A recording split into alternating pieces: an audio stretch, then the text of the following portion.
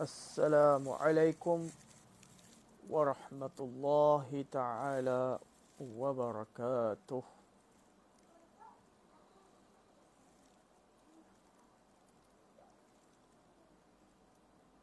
InsyaAllah kita try test mic baru. Ya, mic baru. Tuan-tuan dengar tak? Haji Saidi Ibnu Rawo. Jelas tak suara saya? Kita sedang test mic baru, wireless.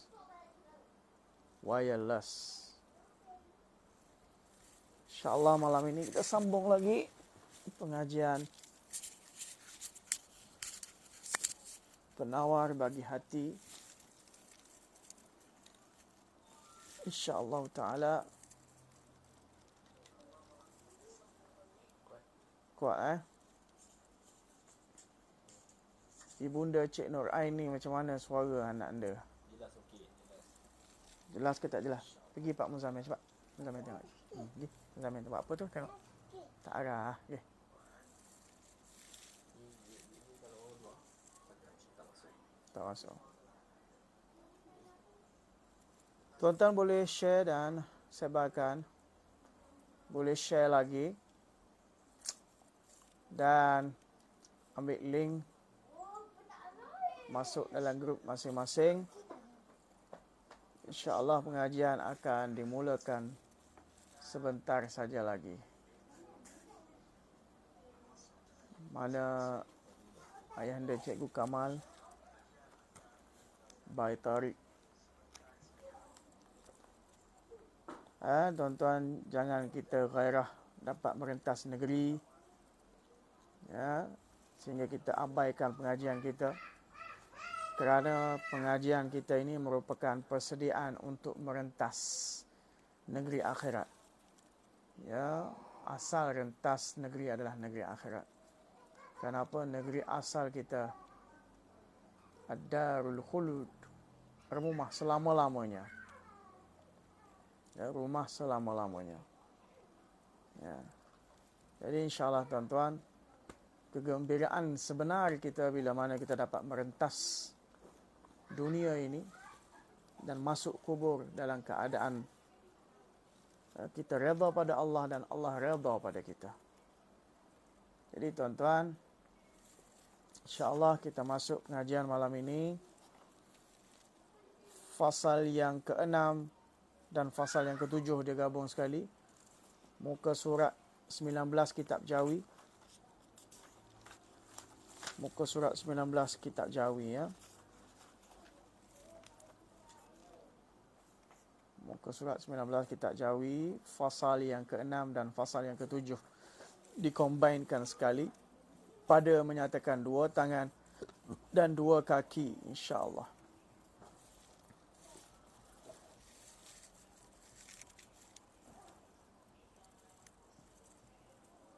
Bismillahirrahmanirrahim. Alhamdulillahi wa kafa. وسلام على عباده الذين اصطفى أما بعد فأعوذ بالله من الشيطان الرجيم بسم الله الرحمن الرحيم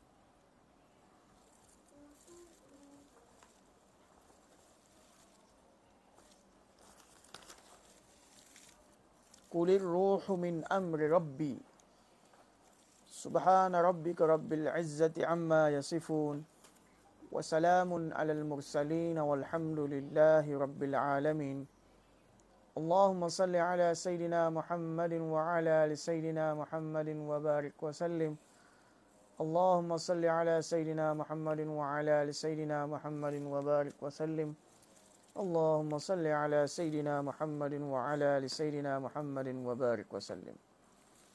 Jadi kita dalam sesi pengajian penawar bagi hati, muka surat 19 kitab Jawi, fasal yang ke-6 dan fasal yang ke-7 pada menyatakan dua tangan dan dua kaki. Qala al-muallif rahimahullahu ta'ala wa nafa'ana bi'ulumi fid darain. Amin thumma amin. Ketahui olehmu, wahai talibal ilm, wahai penuntut ilmu sekaliannya, bahawasanya Allah Ta'ala menjadikan ia Allah Ta'ala itu bagi engkau akan dua tangan dan dua kaki kerana beberapa manfaat yang bangsa akhirat dan yang bangsa dunia. Yakni faedah dan manfaat daripada sudut akhirat dan juga daripada sudut dunia. Kedua tangan dan kedua kaki yang Allah Ta'ala kurniakan kepada kita. Maka adapun segala manfaat akhirat. Di antara faedah akhirat Allah Ta'ala bagi dua kaki, dua tangan adalah maka mengerjakan engkau dengan keempat-empatnya, yakni dua tangan dan dua kaki, akan segala pekerjaan kebajikan. Yakni kita gunakan dua tangan, dua kaki untuk melakukan kebaikan, kebajikan, perkara-perkara ibadat. Apa? Seperti berjalan kepada masjid, yakni berjalan menggunakan kaki menuju ke masjid. Dan tempat belajar ilmu. Macam malam ni lah. Malam ni kita tak guna kaki lah pergi masjid. Untuk majlis ilmu kita guna mata. Kan? Kita guna telinga mendengar. Ya. Dan kepada tempat belajar ilmu yang memberi manfaat. Ilmu ada dua. Ada ilmu tak manfaat. Ilmu manfaat dunia saja. Satu lagi ilmu manfaat akhirat. Yang memberi manfaat dan berjalan kepada tempat perang sabil. Guna kaki untuk jihad fi sabilillah. Jika sekiranya ada peluang negara kita diserang oleh musuh dan sebagainya, wajib bagi setiap orang-orang Islam yang akil baligh untuk mempertahankan, dia panggil jihad difa'i. Maka berjalan ke tempat jihad itu menggunakan kaki itu termasuk daripada manfaat akhirat. Dan tempat mengerjakan haji dan umrah.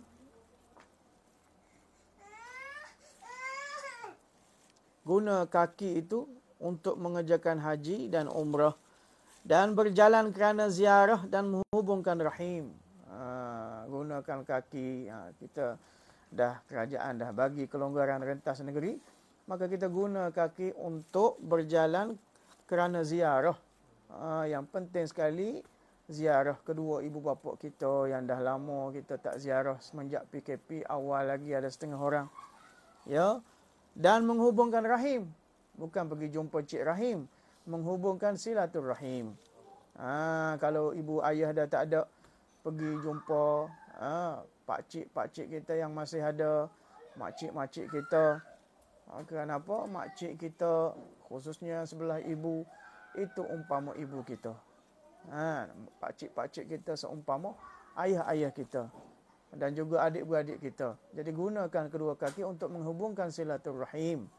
Jadi di antara faedah daripada sudut dunia, orang yang menghubungkan silaturrahim, disebut dalam hadis Bukhari bahawasanya Allah Subhanahu Wa Taala akan memanjangkan umurnya. Allah Ta'ala akan meluaskan rezekinya. Itu silaturrahim. Ada setengah orang tak suka, kejap-kejap datang, habis berah rumah aku. Sedangkan menghubungkan silaturrahim itu pertamanya akan meluaskan rezeki, memberkatkan rezeki, dan yang ketiganya adalah memanjangkan umur. Dalam hadis Bukhari diterjemah wayunsa'u, yakni memanjangkan langkah. Maksud memanjangkan langkah makna panjang umur lah. Sejauh mana orang itu umur dia panjang, banyaklah langkah tapak kakinya akan berjalan. Itu maksudnya dengan menghubungkan silaturrahim, meluaskan rezeki dan memanjangkan umur. Dan yang lainnya, yang lain daripada kita gunakan kaki, kita pergi haji, umrah, ziarah, hubung silaturrahim, daripada segala ibadat yang dikerjakan dengan dua kaki. Tak kiralah apa saja ibadat yang perlu kita gunakan menggunakan dua kaki ini, kita guna dua kaki ini untuk melakukan ibadat pada Allah Subhanahu Wa Taala. Dan seperti menghilangkan yang mungkar dengan tangan. Allah Ta'ala kurniakan dua tangan ni kita guna untuk apa?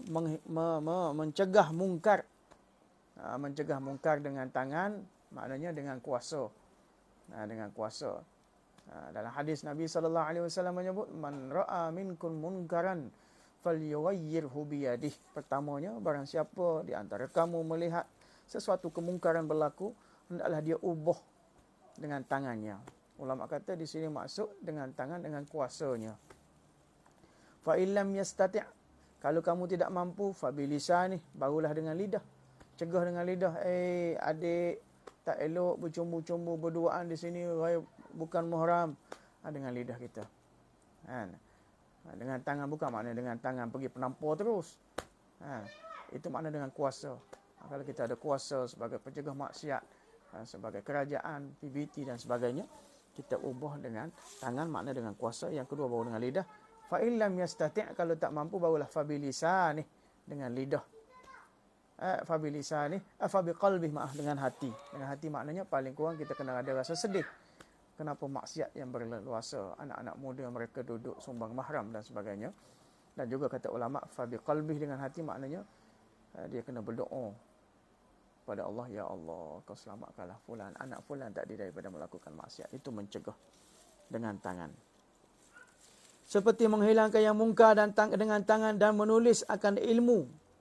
Kita guna tangan ni untuk catat ilmu. Tuan-tuan mengaji sini, tuan-tuan ada catatan. Tak pun tulis dalam telefon, ada note kan. Tulis catatan saya di sini. Menulis akan ilmu dan berjabat tangan dengan orang yang saleh. Guna tangan kita musafahah, berjabat tangan dengan orang-orang yang saleh. Itu adalah sunnah Nabi sallallahu alaihi wasallam. Jabat tangan dengan orang-orang yang saleh. Jadi guna dua tangan untuk dapat manfaat akhirat. Dan yang lain daripadanya, dan selain daripada itulah kita guna tangan kita. Daripada segala ibadat yang dikerjakan dua tangan. Apalagi ibadat yang memerlukan dua tangan. Contohnya apa? Kita bersedekah menggunakan dua tangan, menggunakan tangan. Kan? Kita buat kebaikan, kita masak menggunakan tangan untuk bagi makan orang-orang fakir miskin, anak-anak tahfiz yatim dan sebagainya. Dan ada pun segala manfaat dunia, habis manfaat akhirat. Masuk tentang manfaat dari segi sudut dunia. Dan ada pun segala manfaat dunia, maka iaitu berusaha. Kita kasab, kita belajar dalam akidah bab kasab, kita berikhtiar, berusaha.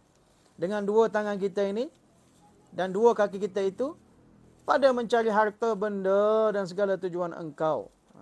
Tujuan kita mencari harta benda, mencari pendapatan, menafkah untuk keluarga kita. Kita gunakan kedua tangan. Kudrat yang ada pada kita ni. Ada orang guna tangan pagi-pagi pegang steering Grab. Ada orang guna tangan pagi-pagi pegang steering lori.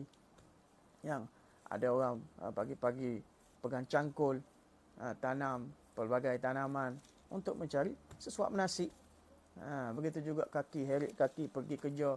Itu termasuk dalam mencari pendapatan dan harta benda dan segala tujuan engkau. Apa saja tujuan kita dari segi sudut dunia.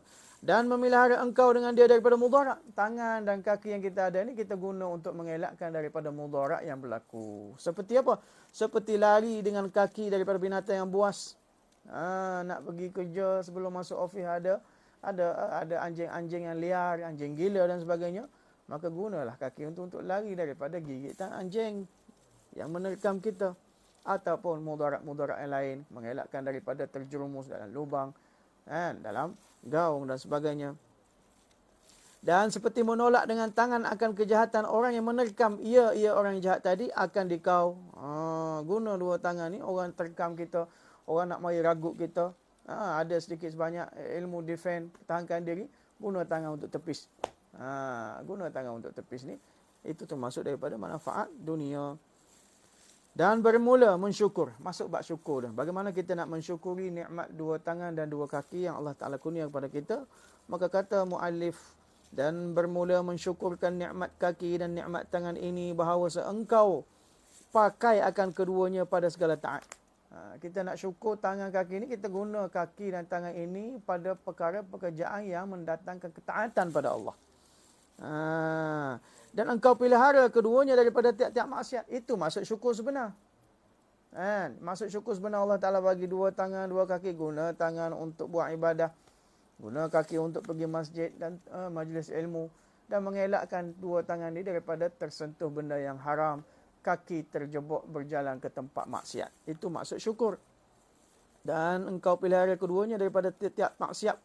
Tiap-tiap maksiat. Maka jangan engkau menyakiti dengan dua tangan engkau akan yang diharamkan pada syarak menyakitinya. Jangan kita guna tangan ini untuk tampar orang, untuk ketuk orang, untuk sekeh kepala orang yang mana syariat mengharamkannya untuk kita berlaku demikian. Tangan ni kita jaga. Kalau terpaksa pukul anak-anak untuk apa?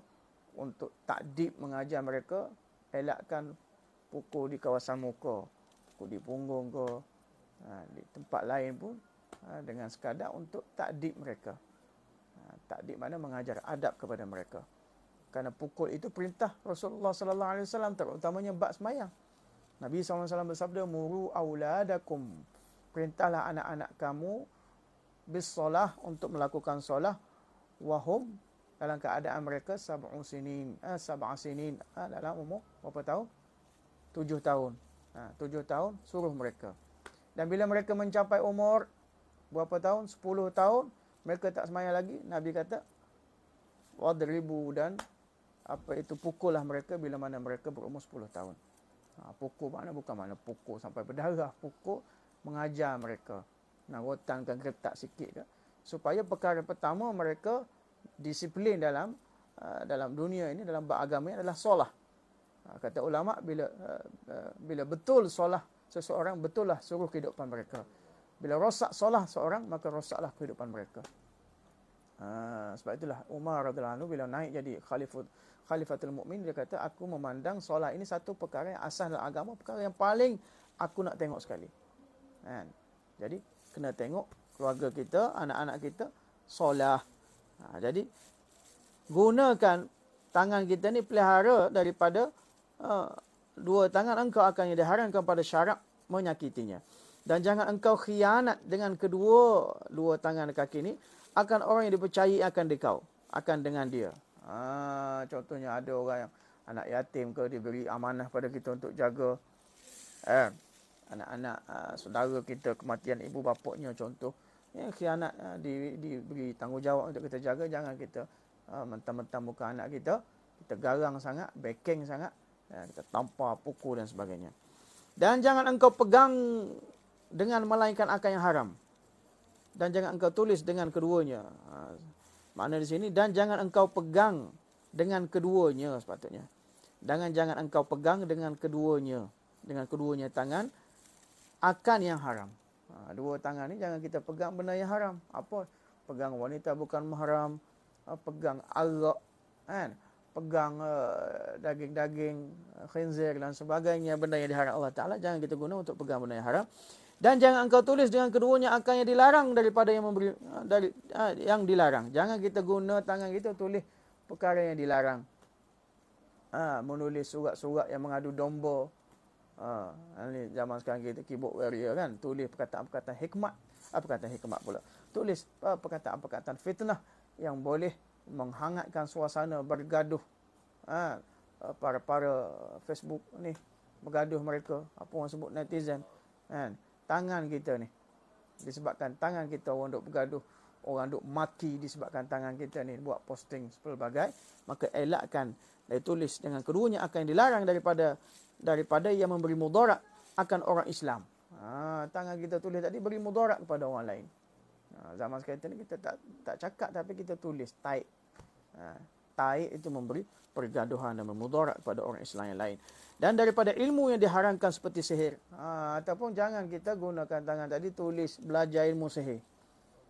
Belajar ilmu sihir ni, bersemangat nak catik ilmu sihir ni. Tujuan nak sihir fulan tu. Na'udzubillah, maka kita akan mengelakkan tangan daripada menulis perkara yang diharamkan. Dan jangan engkau berjalan dengan kaki engkau kepada tempat yang haram. Habis bak tangan masuk dua kaki pula. Jangan engkau guna kaki engkau pada tempat yang haram. Pergi kepada tempat-tempat yang haram, maksiat, disko, bar, kelab-kelab malam dan sebagainya. Dan kepada tempat orang yang zalim. Dan juga pergi pada tempat orang-orang yang zalim. Melainkan kerana darurat, kecuali darurat lah. Terpaksa pergi jumpa orang zalim itu. Ada darurat, ada musyaqqahnya. Itu cerita lain. Pendeknya, conclusionnya, segala gerak engkau dan segala diam engkau itu, makna gerak diam kita itu, adalah sebesar-besar nikmat. Gerak tangan kita, gerak kaki kita, diam tangan kita, diam kaki kita, itulah sebesar-besar nikmat Allah Ta'ala atas engkau. Maka palingkanlah olehmu, wahai talib ilmu, wahai penuntut ilmu, akan dia, makna kita elakkan kaki dan tangan kita ni, olehmu akan dia, kepada taat, supaya, makna kita kena palingkan dua tangan kaki kita kepada ketaatan. Supaya adalah engkau, supaya adalah engkau, mana supaya jadilah engkau mereka yang mengetahui, supaya kita nak jadi orang yang mengetahui akan nikmat. Supaya kita tahu Allah Ta'ala kurniakan 2 tangan, 2 kaki ni, itu adalah satu nikmat yang dikurniakan Allah Ta'ala, dan supaya kita mensyukurkannya, syukur akan nikmat ini. Maka diharap berkekalan nikmat itu pada engkau, kerana syukur itu pengikat bagi nikmat. Bila kita syukur atas nikmat yang Allah Ta'ala kurniakan, baik mata, baik telinga, baik perut, baik faras, baik tangan, baik kaki, bila kita syukur, syukur itu merupakan pengikat bagi nikmat tadi. Makna pengikat maknanya nikmat tadi akan kekal lama. Syukur itu, kalau kita nak ikat nikmat yang kita ada, Allah Ta'ala bagi sedikit sebanyak ni, kalau kita nak ikat, kita ikat dengan syukur. Hari-hari kena ada rasa syukur. Alhamdulillah ala kulli hal. Syukur aku setara ni, ya Allah. Hidup aku setara ni, ya Allah, syukur. Alhamdulillah. Ada transport setara ni, ada rumah kediaman setara ni, ada anak bini setara ni. Kita syukur, maka syukur itu pengikat kepada nikmat tadi. Nikmat yang akan kekal insya-Allah. Dan juga, dan sebab bagi bertambahnya. Syukur pengikat bagi nikmat. Syukur sebab bagi bertambahnya nikmat. Nak kekal nikmat, kena syukur. Nak Allah Ta'ala tambah lagi nikmat pun kena syukur. Dan yang ketiga, jangan kamu jadi macam yang ketiga. Dan jangan engkau palingkan segala gerak dan diam engkau itu kepada maksiat. Tangan dan kaki kita jangan kita gunakan untuk maksiat. Supaya jangan ada engkau daripada mereka yang kafir akan nikmat. Apa maksud kafir akan nikmat? Artinya tiada syukur akan dia.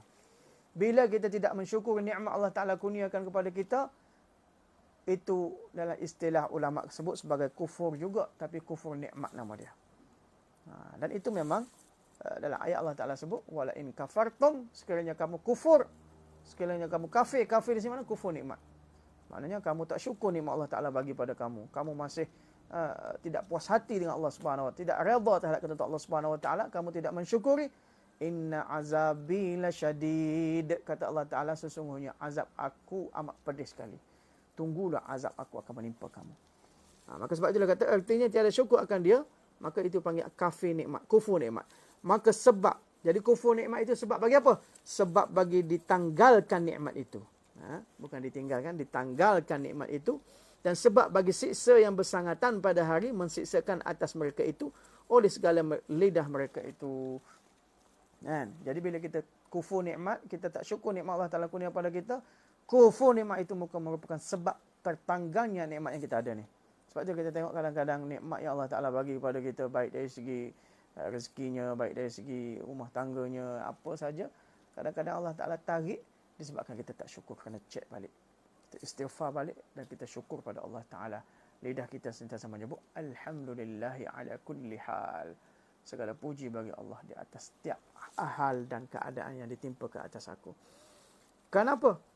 Kalau kita tanggalkan nikmat itu, dan sebab bagi siksa yang bersangatan pada hari mensiksakan atas mereka itu oleh segala lidah mereka itu dan segala tangan mereka itu, semuanya di hari kiamat nanti lidah kita akan jadi saksi. Segala tangan mereka itu jadi saksi dan segala kaki mereka itu dengan dengan barang yang ada mereka itu mengerjakan akan dia di dalam dunia daripada segala kejahatan. Segala kita lakukan kejahatan dengan tangan, dengan lidah, dengan kaki, dengan mata, dengan telinga, semua itu akan menjadi saksi di atas kejahatan kita. Dan ketahuilah olehmu wahai talibul ilm, bahwasanya memelihara segala anggota yang 7 ini daripada segala kejahatan dan memakainya pada segala kebajikan, tiada sempurna keduanya melainkan dengan membersihkan akan rajanya.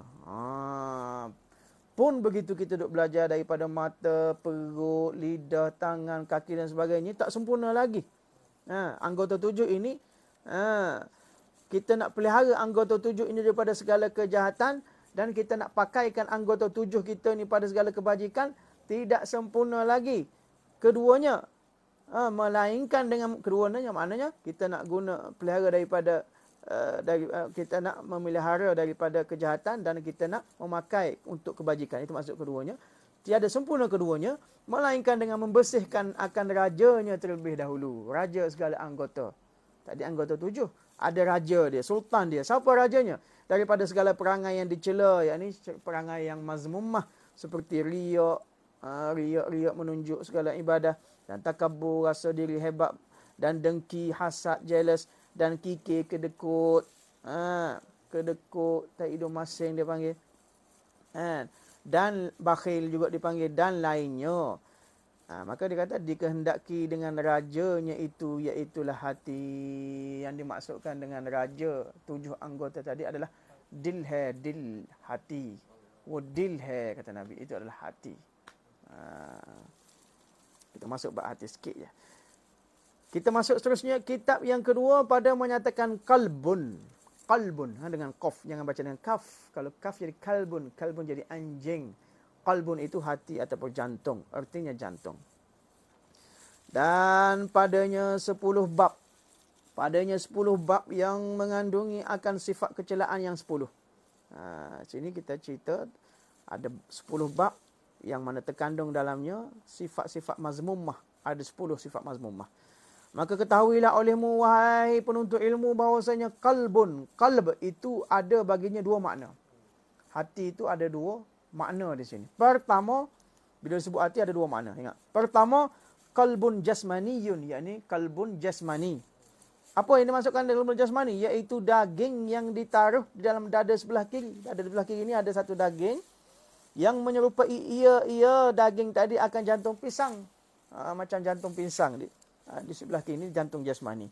Dan iaitu daging yang tertentu di dalamnya ada lubang. Daging tadi dalamnya ada lubang. Dan di dalam lubang itu ada darah yang hitam. Dalamnya lubang tadi ada darah yang hitam. Itu dipanggil jantung jasmani. Yang mana doktor duk bedah sakit jantung, duk bedah, duk operate jantung tu, jantung tu lah. Yang kedua, jantung yang kedua adalah kalbun rohani, iaitu sesuatu yang halus, yakni syai'un latifun, benda yang latif, benda yang halus, benda yang tak nampak tengok, tak boleh tengok dengan mata kasar ni. Benda yang kedua iaitu kalbun rohani, yang mengetahui dan yang mengenal, yang mendapat. Yang mana kalbun rohani inilah satu benda yang boleh makrifat sesuatu, mengenal sesuatu, benda yang boleh mendapat sesuatu, mengetahui. Daripada hati tadi kita dapat mengetahui ilmu. Daripada hati tadi kita dapat makrifah, mengenal Allah, mengenal makhluk. Daripada hati tadi kita dapat mendapat idrak, dapat idrak sesuatu. Daripada apa yang kita dapat kenal, apa kita dapat tahu, apa kita dapat mendapat daripada manusia, daripada manusia ini, daripada makhluk ini. Dan ia hakikat manusia. Dan kalbun rohani inilah adalah hakikat manusia. Kita ni sebenarnya adalah hati rohani kita ni. Hidung kita, pipi kita, dahi, tangan kita ni bukan kita, itu jasad kita saja. Masuk dalam kubur, kalau kita tak terdiri daripada orang yang baca Al-Quran, tak selawat pada Nabi, kita dimakan ulat. Habislah jasad ini. Tapi hati kita ni, jismun latifun, atau syai'un latif, benda halus tadi, yang kata hati rohani, itulah hakikat diri kita. Dan ia, kalbun rohani tadi, jua yang dihadapkan kepadanya perkataan. Bila Allah Ta'ala kata, ya ayyuhalladzina amanu, wahai orang beriman, Allah Ta'ala bermukhatib, yakni Allah Ta'ala berdialog dengan hati ni lah. Bukan dengan jasad kita ni. Allah Ta'ala bermukhatib, berhadap kepada kita, pada hati rohani ni. Dan kepadanya, jua dihadapkan kepadanya perkataan, dan ia jua yang disuruh dan yang dilarang. Yang disuruh yang dilarang dalam Al-Quran itu, la taqrabuz zina, jangan kamu menghampiri zina. Semalam, 2 hari lepas kita ceritakan. Allah Ta'ala berdialog dengan hati nurani ni lah. Aqimus solah, dirikanlah semayang, wa atuz zakah, tunaikanlah zakat. Allah Ta'ala berdialog. Allah Ta'ala berhadap kepada siapa? Hati nurani ni lah. Bukan jasmani kita. Yang disuruh dan yang dilarang. Dan ada baginya sangkut paut dengan kalbun jasmani. Hati rohani yang kata benda halus tadi, dia ada connection dengan jantung jasmani tadi. Dia ada connection dua tu. Dia ada connection dua tu. Dia bukan tidak ada sangkut paut, ada sangkut paut. Sebab itu dia kata, dan ada baginya hati rohani itu sangkut paut dengan kalbun jasmani, dengan hati jasmani. Dan sesungguhnya tercengang kebanyakan akal manusia pada mengetahui sangkut paut antara keduanya. Tinggal lagi apakah connection di antara hati rohani dengan hati jasmani ni. Para cerdik pandai, para cendekiawan, mereka tahayyara wa ta'ajjaba, ta'ajjub dan hairan. Tak erti lagi nak ulah macam mana ada sangkut paut di antara kedua ni. Mereka tak boleh dibuktikan, tak boleh diproofkan dengan apa sains. Bukan benda boleh diproofkan dengan sains. Ada benda hanya kita perlu beriman. Beriman sahaja. Tak perlu bukti depan mata. Contohnya apa? Azab dalam kubur, nikmat dalam kubur. Boleh kita proof dengan sains? Tak boleh. Tapi kita beriman. Kerana benda itu benda ada. Nak tahu ada tak ada, masuk kubur baru tahu. Itu dia.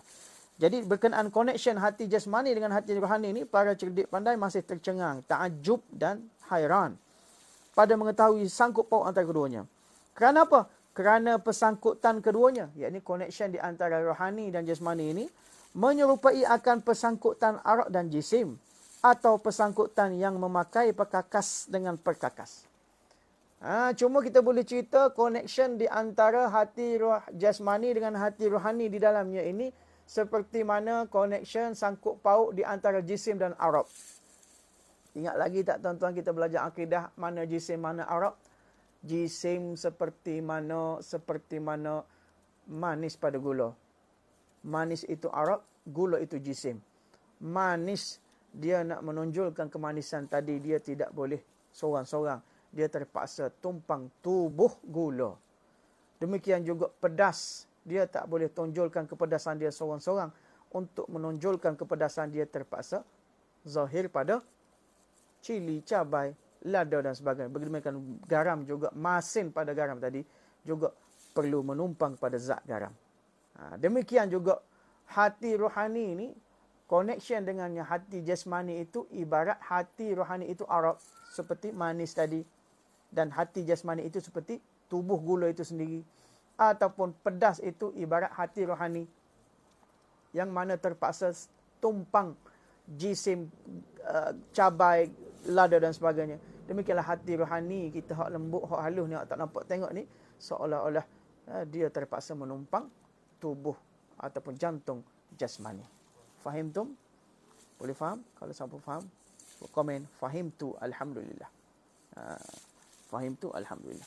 Ataupun connection di antara hati rohani dengan hati jasmani ni, ulama kata dah dua-dua ni dia ada connection. Cuma connection macam mana? Ulama cerdik pandai, cendekiawan, semuanya hairan, takjub, tak boleh nak ulas. Cuma boleh bagi tahu seperti mana hubungan arab dengan jisim, hubungan manis dengan gula, hubungan garam, masin dengan garam, pedas dengan cabai. Ataupun hubungan si pemakai perkakas dengan perkakas. Dengan perkakas. Contohnya hubungan kita dengan baju kita ni. Baju ini perkakas. Yang memakai perkakas kita. Apa hubungan keduanya? Seperti mana hubungan pemakai perkakas dengan perkakas, begitu jugalah hubungan hati jasmani dengan hati rohani. Jadi bab hati ni tuan-tuan, itu rahsia Allah Ta'ala. Wa yas'alunaka 'anir ruh. Mereka bertanya tentang roh. Allah Ta'ala kata, nanti kita baca nanti. Allah Ta'ala kata, wahai Muhammad, qulir ruh, katakanlah bahawa roh itu adalah amru rabbi, urusan Tuhanku. Cuma kita boleh cerita ada sangkutan, ada connection dan sebagainya. Connection macam mana, lebih tepat, lebih dalam hakikatnya, wallahu ta'ala alam. Allah sahaja mengetahuinya.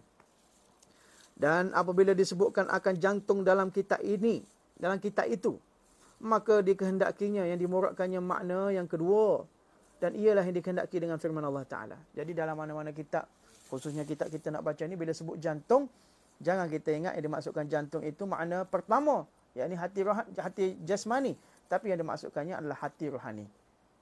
Kenapa sifat-sifat mazmumah, riyak, takabur tadi tak ada dalam hati jasmani tu? Belah situ tak jumpa. Kenapa? Riyak, takabur juga termasuk dalam Arab. Sifat-sifat mahmudah, sifat mazmumah juga termasuk dalam Arab, bukan dalam benda bentuk jisim. Kalau belah jisim tu tak jumpa. Jadi bila disebut jantung ataupun hati dalam mana-mana kitab tasawuf ataupun kitab ini, yang dimaksudkannya adalah makna kedua, yakni hati nurani, yakni hati rohani. Dan dikehendaki dengan firman Allah Ta'ala, qulir ruh min amri rabbi, artinya bersabdalah olehmu wahai Muhammad, hai Rasulullah, bermula ruh itu daripada pekerjaan Tuhanku, daripada urusan pekerjaan Tuhanku. Tak ada orang tahu urusan ruh hati ni. Pendeknya, dengar sini, conclusionnya, pendeknya maknanya, conclusionnya, khulasahnya, kalbun dan ruh dan nafs. Tiga benda kita selalu dengar kan. Kalbu, hati, kita dengar roh, kita dengar nafsu, nafsu syahwat ni. Dan nafsu ketiga-tiganya satu makna sebenarnya. Kadang disebut roh, kadang disebut qalb, kadang disebut nafs. Ya ayyatuhan nafsul mutmainnah, wahai jiwa-jiwa yang tenang. Itu juga yang dimaksudkannya adalah roh. Itu juga dimaksudkannya adalah hati. Itu juga dimaksudkannya adalah jiwa. Jadi ketiga-tiga ni adalah satu makna satu hakikat saja. Pada salah suatu daripada segala makna ketiga-tiganya. Daripada makna ketiga-tiganya, satu hakikat, satu makna saja. Benda hak tula, benda hak sama saja.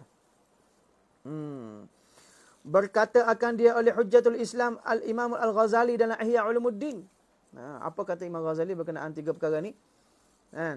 Kemudian, maknanya pendapat yang mengatakan tiga nama yang berbeza hakikat yang sama itulah pendapat Al-Imam Al-Ghazali dalam kitab beliau yang masyhur Al-Imam Ihya Ulumuddin. Depan tu ada kitab tu. Kemudian lazimkan olehmu wahai penuntut ilmu akan memelihara jantung engkau. Jantung mana? Jasmani ke rohani? Cuba komen. Bila sebut jantung mana ni? Akan memelihara jantung engkau daripada segala kelakuan yang dicela. Dia tak kata sini memelihara jantung kamu daripada kanser, jantung kamu daripada heart attack dan sebagainya. Tak. Dia kata daripada segala kelakuan yang dicela, yakni yang mazmummah. Seperti apa? Takabur, membesar diri, riya, menunjuk-nunjuk amalan, dan akan menghiasinya lah jantung kamu tadi dengan segala kelakuan yang dipuji. Mahmudah nama dia. Mahmudah, segala kelakuan yang dipuji. Seperti sabar dan merendah diri. Tawaduk. Merendah diri. Kerana beberapa perkara yang pertama. Beberapa perkara yang pertama kita nak pergi dua je. Lepas tu kita nak sambung nanti. Pertama, kerana firman Allah Ta'ala, Wallahu ya'lamu ma fi qulubikum. Kenapa? Kenapa Allah Ta'ala kata, pertamanya Allah Ta'ala kata, Wallahu ya'lamu ma fi qulubikum. Artinya, dan Allah Ta'ala mengetahui, ia Allah Ta'ala akan barang yang di dalam, yakni terkandung di dalam jantung kamu, yakni dalam hati rohani kamu. Allah mengetahui apa yang terdetik dalam hati rohani kamu ketika ini dan akan datang. Dan sebelum ini pun Allah Ta'ala mengetahui. Maka bila Allah Ta'ala tahu, maka hendaklah kita takut daripada mengetahuinya oleh Allah Ta'ala pada jantung hati kita tadi akan kejahatan. Jadi kita kena bertakutlah. Dalam hati kita kadang-kadang ada sangka buruk pada orang. Dalam hati kita ada membenci orang tanpa sebab yang kukuh. Dalam hati kita ada jealous, takabur. Allah Ta'ala mengetahui. Wallahu ya'lamu ma fi qulubikum. Allah Ta'ala mengetahui apa saja yang terkandung dalam hati kamu, maka kita kena takut. Jadi bila kita tahu, Allah Ta'ala tahu akan segala sifat-sifat mazmumah yang terkandung dalam hati kita, jadi kita perlu takut pada Allah dengan kita mentazkiyah, dia panggil, membersihkan segala sifat-sifat yang terburuk, tercela tadi, supaya ia menjadi sifat yang mahmudah. Jadi, maka hendaklah kita takut daripada mengetahui oleh Allah Ta'ala pada jantung kita akan kejahatan. Hari ini kita sama-sama kita takut tak kalau depan kita ni tahu apa isi hati kita? Kita rasa takut, nanti orang tahu aku jealous kat dia. Kan? Nanti orang tahu aku sangka buruk kat dia. Jadi bila kita yakin yang Allah Ta'ala mengetahui dalam hati kita, maka sepatutnya yang membuatkan kita lebih takut pada Allah Subhanahu Wa Ta'ala. Kerana beberapa perkara. Pertama, tadilah. Dan yang kedua pula, kenapa? Kita perlu memelihara hati kita ni pada segala kelakuan yang dicela dan perlu menghiasi dengan segala perlakuan yang mahmudah, yang dipuji. Kenapa? Yang keduanya, ini kerana sabdaan Nabi SAW, Innallaha ta'ala la yanzuru ila suwarikum wa absyarikum wa innama yanzuru ila qulubikum. Dalam hadis lain, wa a'malikum, ada tambahan. Artinya bahawasanya Allah Ta'ala tiada menilik ia Allah Ta'ala kepada segala rupa kamu dan segala badan kamu. Allah Ta'ala tak nak tengok rupa kita bentuk bujur ke, bulat ke, hitam ke, putih ke, kelabu ke apa. Allah Ta'ala tak mau tilik tu. Dan segala badan kamu sasur ke tak sasur, 6 pack ke 12 pack ke, Allah Ta'ala tak nak tengok tu. Dan hanya menilik ia Allah Ta'ala kepada segala jantung kamu. Mana? Jantung jasmani ke rohani? Jantung rohani kita yang tak nak, kita sendiri tak nampak tengok tadi. Yang kata roh tadi, yang kata jiwa, nafs tadi, yang kata qalbun tadi. Itu Allah Ta'ala nak tengok hari-hari. Segala jantung kamu. Maka jantung itu tempat tilik Allah Ta'ala. Tempat Allah Ta'ala nak tengoknya, tempat Allah Ta'ala tiliknya adalah hati kita.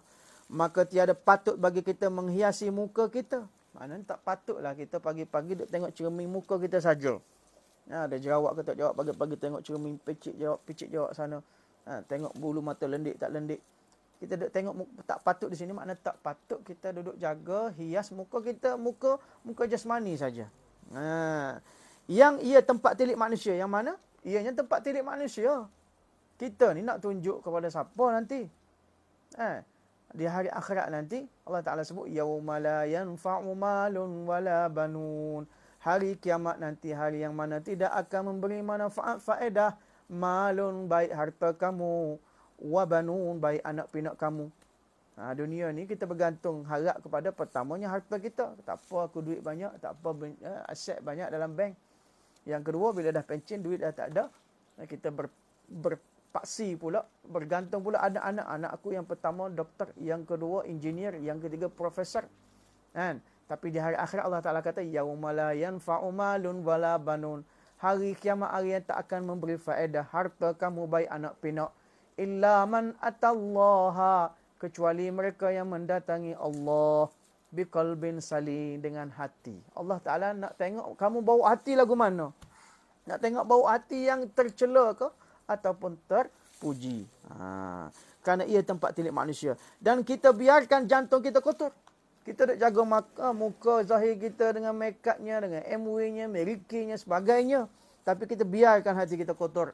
Allahu Akbar. Hati kita semakin hari semakin kotor. Tak pakai make-up, tak pakai apa itu eyeshadow dan sebagainya hati kita ni. Adalah eyeshadow dia.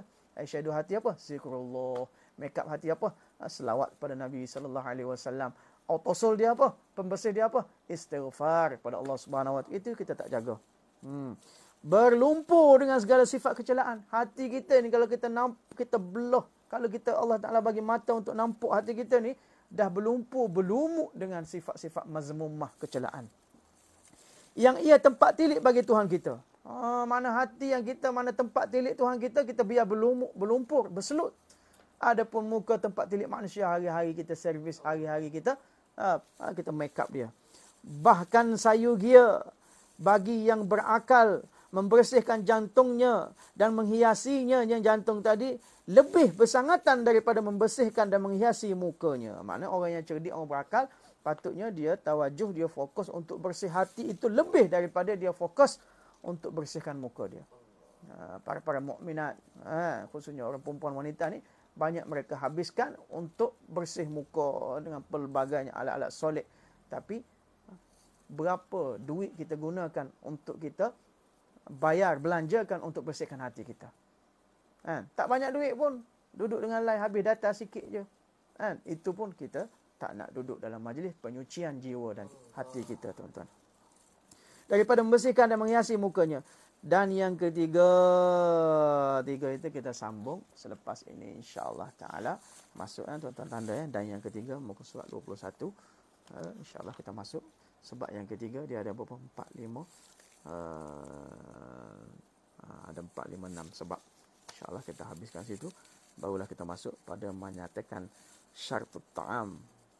Artinya sangat loba, syarhut ta'am, sangat loba atas makanan, insyaAllah ta'ala. Mudah-mudahan Allah Ta'ala bagi taufik kepada kita untuk kita hiasi hati kita dengan sifat-sifat yang dipuji oleh Allah Subhanahu Wa Ta'ala, dan kita usaha supaya sifat-sifat yang dicela, sifat-sifat mazmumah setiap hari keluar daripada hati kita. Kita usaha atas hati kita seperti mana kita usaha atas muka zahir kita ini. Kerana muka zahir kita ini tempat tilik bagi sekalian manusia. Manusia nak tilik atas dunia ni je. Bila matinya kita ataupun matinya manusia, tak ada dah orang nak tilik kita ni. Tapi hati ni tempat tilik Allah Subhanahu Wa Taala. Atas dunia pun Allah Taala tilik hati. Bila hari kiamat nanti Allah Taala tanya, mana hati kamu? Hati aku nak tengok hati kamu ni dipenuhi dengan cinta dunia ataupun cinta aku. Dipenuhi dengan cinta manusia ataupun cinta aku. Jadi Allah Ta'ala bagi peluang untuk tazkiyah, membersihkan jiwa, roh hati kita di atas dunia ni. Gunakanlah peluang yang Allah Ta'ala bagi pada kita untuk bersihkan jiwa hati kita dengan zikrullah. Zikrullah. Dan orang-orang yang tak ada baiat, tak pernah baiat sebagainya, hendaklah paling kurang pun dia baca subhanallah, alhamdulillah, wala ilaha illallah, wallahu akbar 100 pagi, 100 petang. Dan selepas itu selawat ke atas Nabi, Allahumma salli ala Sayyidina Muhammad wa ala ali Sayyidina Muhammad 100 pagi, 100 petang.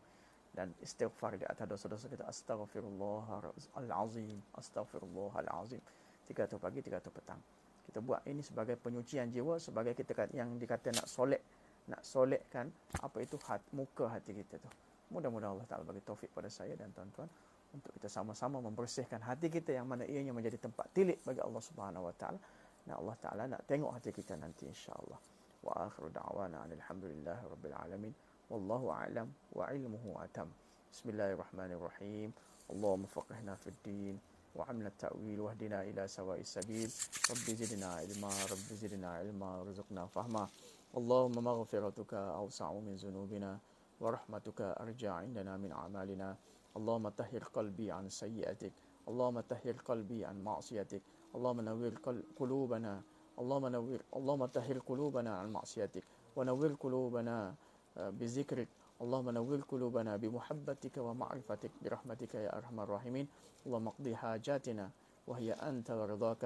اللهم إنا نسألك حبك وحب من يحبك والعمل الذي يبلغنا حبك. ربنا آتنا في الدنيا حسنة في الآخرة حسنة وقنا عذاب النار. سبحان ربك رب العزة عما يصفون، سلام على المرسلين، الحمد لله رب العالمين. Jazakumullah. Selamat merentas negeri dengan jaga kesihatan kita insya-Allah. Assalamualaikum warahmatullahi wabarakatuh.